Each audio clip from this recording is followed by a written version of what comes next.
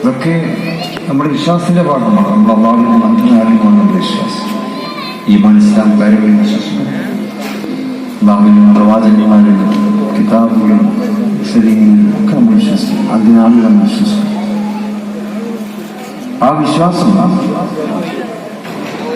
അത് അള്ളാഹുവിന്റെ മുമ്പിൽ നമുക്ക് പ്രകടിപ്പിച്ചു കൊടുക്കുവാനുള്ള സന്ദർഭം കൂടിയായിട്ടാണ് വിശുദ്ധമായിട്ടുള്ള മസ്ജിദ് നിർമ്മാണത്തെ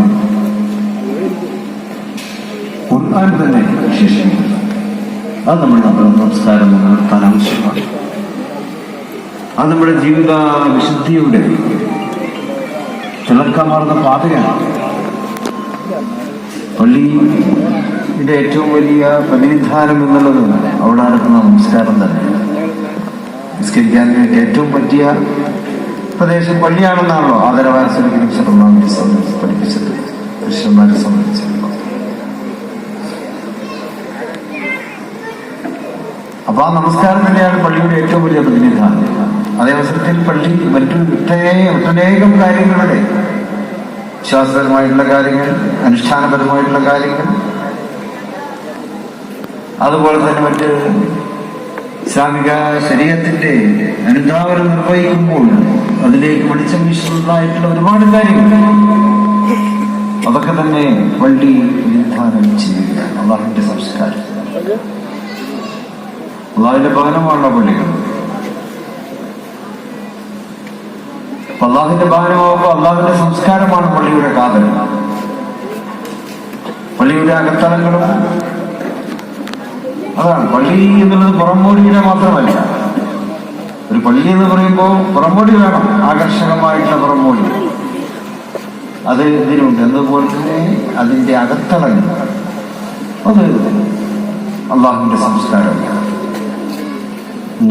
അള്ളാഹുവിന്റെ ഇസ്ലാം എന്ന് ഖുർആൻ പഠിപ്പിക്കുന്നുണ്ട്.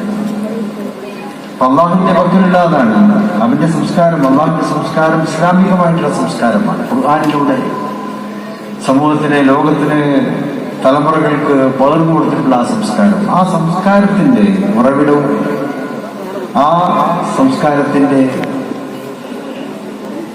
പ്രായോഗികത അത് നടക്കുന്നതാണ് ഓരോ പള്ളി.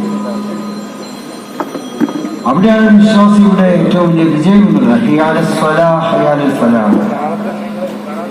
അപ്പോൾ മുഅദ്ദിൻ അത് വിളിച്ചു പറയും, നമസ്കാരത്തിലേക്ക് കടന്നു വരിക, ഒപ്പം വിജയത്തിലേക്കും കടന്നു വരിക എന്നാണ് പറയുന്നത്. നമുക്കൊക്കെ വിജയിക്കണമല്ലോ. മനുഷ്യജീവിതത്തിന്റെ ലക്ഷ്യമെന്താണ്? വിജയമാണ്.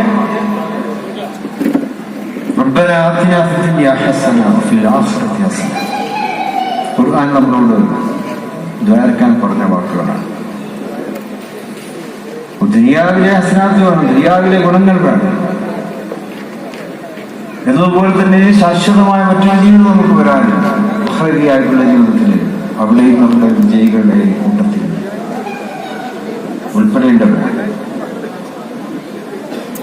അല്ലാഹു ജഅൽനാ മിനൽ ഫായിസീൻ എന്നാണല്ലോ ഖുർആൻ നമ്മളോട് പ്രാർത്ഥിക്കാൻ ആവശ്യമാണ്. അപ്പൊ ആ വിജയത്തിലേക്കാണ് ഓരോ നമസ്കാരവും നമ്മളെ ആനയിച്ചുകൊണ്ടിരിക്കുന്നത്. അതൊരു സ്വാഗത വചസ്സാണ്. വിജയത്തിലേക്ക് നമ്മൾ ക്ഷണിക്കുന്നു. ആ വിജയത്തിന്റെ തേരി ജീവിതാവസാനം വരെ നമുക്ക് മുന്നോട്ട് പോകേണ്ടതുണ്ട്. പോരാ, ജീവിതത്തിന്റെ ശേഷം, ദുനിയവിയായ ജീവിതത്തിന് ശേഷവും നമുക്ക് വിജയത്തിന്റെ തേരിൽ തന്നെ സഞ്ചരിക്കേണ്ടതുണ്ട്. ഈ ആരാമത്തിലേക്ക് വിജയത്തിന്റെ തേര് സിറാത്തുൽ മുസ്തഖീം കടന്നുകൊണ്ട് അവിടേക്ക് പ്രവേശിക്കുന്നത്. അപ്പൊ അതിന് വേണ്ടിയെല്ലാം ഒന്നാം ചേർന്ന് നിന്നുള്ള അനുഗ്രഹമാണ് പള്ളി എന്നുള്ളത്. പള്ളിയുടെ സഹവാസം, ആ സഹവാസം നാളെ അർശിന്റെ തണൽ നമുക്ക് വേണ്ടി അവിടെ തുറക്കപ്പെടുകയാണ്. اللهم ظلني تحت ظل عرشك يوم لا ظل الا ظلك ولا باقي الا وجهك. നമ്മളങ്ങനെ പ്രാർത്ഥിക്കുന്നു. അർശിന്റെ താഴിലേക്ക് അത് ഞങ്ങൾക്ക് വിളിച്ച് ചേർത്ത് തരേണ്ടത്. നിന്റെ തണലില്ലാത്ത ആളുകൾ മറ്റൊന്നുമില്ല, നിന്റെ തണലില്ലാതെ മറ്റൊന്നുമില്ലാത്ത ഒരു ദിവസം നമുക്ക് അഭിമുഖീകരിക്കേണ്ടതുണ്ട്. അവിടെ അർശിന്റെ തണൽ അതൊരു യാഥാർത്ഥ്യമാണ്. ആ യാഥാർത്ഥ്യത്തിലേക്ക് പള്ളി നമ്മളെ നയിച്ചുകൊണ്ട് പോകുന്നുണ്ട്. പള്ളിയുമായിട്ടുള്ള സഹവാസമാണ്. പള്ളിയിൽ നിസ്കരിക്കുമ്പോൾ, പള്ളിയിൽ ഇത്തികാത്തിരിക്കുമ്പോൾ, പള്ളിയിൽ ഖുർആൻ ഓതുമ്പോൾ, പള്ളിയിൽ നല്ല വർത്തമാനങ്ങൾ നടത്തുമ്പോൾ, ആ പള്ളിയിൽ നിശബ്ദമായിട്ടൊന്ന് കിടന്നുറങ്ങുമ്പോൾ പോലും അത് സ്വപ്ന തുല്യമായ രീതിയിൽ നമ്മെ അർശിന്റെ തണലിലേക്ക് കൊണ്ടുപോവുകയാണ്. അവർ പള്ളി എന്നുള്ള ഒരു പ്രദേശത്തിന്റെ ഏറ്റവും വലിയ അനുഗ്രഹമാണ്. അത് നാം തിരഞ്ഞെടുക്കുന്ന പ്രദേശമാണ്. എല്ലായിടത്തും പള്ളി ഉണ്ടാകുന്നുണ്ട്. അള്ളാഹു തിരഞ്ഞെടുക്കുന്ന പ്രദേശങ്ങളിലെ പള്ളി ഉണ്ടാവും. ഓരോ പള്ളിയും കഅബയിലേക്കുള്ള ലിങ്കാണ്. കഅബ ഭൂമിയുടെ സെന്ററാണല്ലോ, ഭൂമിശാസ്ത്രപരമായിട്ട് തന്നെ, ജിയോഗ്രഫിക്കലായിട്ട്. അപ്പൊ പരിശുദ്ധ മസ്ജിദുൽ ഹറാമിലെ പരിശുദ്ധമാക്കപ്പെട്ട കഅബാലയത്തിലേക്കാണ് ഓരോ പള്ളിയും മുഖം ചേർത്ത് വെക്കുന്നത്. നിസ്കാരത്തിലൊക്കെ നമ്മൾ അംഗീകരിക്കുന്നല്ലോ. ആ കഅബയിലേക്ക് ലിങ്ക് ചെയ്യപ്പെടുന്ന ഓരോ പ്രദേശവും, ഈ പുറക്കാട്, അതുപോലെ തന്നെ മറ്റു പള്ളികളൊക്കെ ഉള്ള പ്രദേശം ഒക്കെ തന്നെ കഅബയിലേക്ക് ലിങ്ക് ചെയ്യണം. അതിനർത്ഥം എന്താണ്?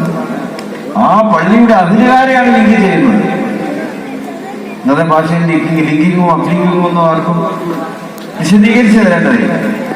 ആ നിനക്ക് ടെക്നോളജിയുമായിട്ടൊക്കെ മുന്നോട്ട് പോവാണ്. അല്ലാഹുവിന്റെ ആ വലിയ കേന്ദ്രത്തിലേക്ക്, കഅബാലയത്തിലേക്ക്, ഏറ്റവും വലിയ പള്ളി, ലോകത്തിലെ ഏറ്റവും മഹത്വമേറിയ പള്ളി, ആ ആരാധനാലയം, ശുദ്ധഗേഹം, അതിലേക്ക് നമ്മൾ രജിസ്റ്റർ ചെയ്യപ്പെടുന്നു എന്നുള്ളതാണ്. അൽഹംദുലില്ലാഹ്.